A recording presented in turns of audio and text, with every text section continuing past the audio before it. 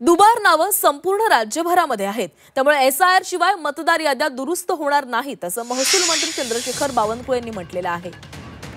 तर दुबार नावांसंदर्भात चंद्रशेखर बावनकुळे यांनी महत्त्वाची प्रतिक्रिया दिलेली आहे।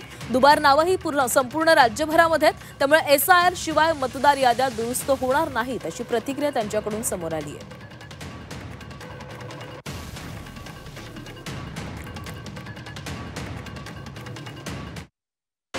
दुबार नावं हे सर्व महाराष्ट्रात आहे, नागपुरात आहे, प्रत्येक मतदारसंघात आहे आणि हे रोज ॲडिशन होत असतात।